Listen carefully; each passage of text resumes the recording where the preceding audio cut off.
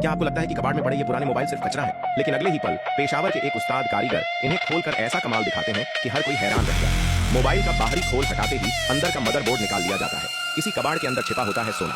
Keypad के नीचे लगी पतली परत और मदरबोर्ड पर दिखाई देने वाले सुनहरे हिस्सों पर गोल्ड प्लेटिंग होती है। इसके बाद सभी निकाले गए मदरबोर्डों को गोबर के उपलों के ऊपर फैला दिया जाता है। कारीगर उन्हें गर्म करके आगे की प्रक्रिया शुरू करते हैं। मालिक बताता है कि ये सभी लगभग 500 ग्राम पुराने और इस्तेमाल किए हुए मदरबोर्ड हैं, इसलिए इनमें नमी लगभग नहीं होती और जो भी कीमती धातु मिलती है वही असली कमाई होती है। अब सवाल यह है कि जलकर राख बन चुके इन मोबाइलों से आखिर कितना सोना निकलता है। सबसे पहले मदरबोर्डों को तेज गर्मी देकर उनके अंदर मौजूद अशुद्धियों को हटाने की शुरुआती प्रक्रिया की जाती है। फिर बची हुई राख को इकट्ठा करके एक बड़े घूमने वाले ड्रम में डाल दिया जाता है। लेकिन सिर्फ ड्रम काफी नहीं होता, कारीगर उसमें कई भारी लोहे की गेंदें भी डालते हैं। मशीन चालू होते ही ये गेंदें तेजी से घूमती हैं और लगभग 2500 आरपीएम की रफ्तार से मदरबोर्डों को बारीक पाउडर में बदल देती हैं। इसके बाद इस पाउडर में सफेद फ्लक्स बोरेक्स जैसा पदार्थ मिलाकर अच्छी तरह मिश्रण तैयार किया जाता है।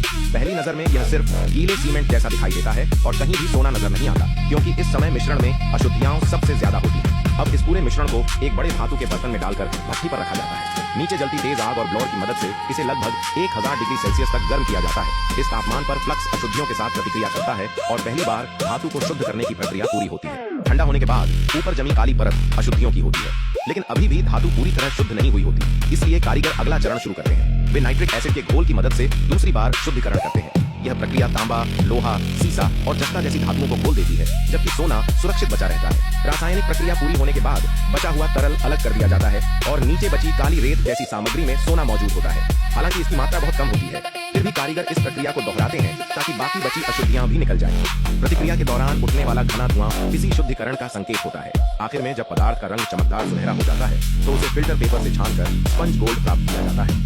लेकिन काम अभी खत्म नहीं हुआ। इस स्पंज गोल्ड को पिघलाने वाले विशेष बर्तन में रखकर तेज लौ से गर्म किया जाता है, जिससे वह एक ठोस सोने की गली का रूप ले लेता है। और आखिरकार कबाड़ में पड़े पुराने मोबाइलों से निकली चमकदार सोने की गली सबके सामने होती है। वजन करने पर पता चलता है कि उससे 20 ग्राम से भी अधिक सोना प्राप्त हुआ।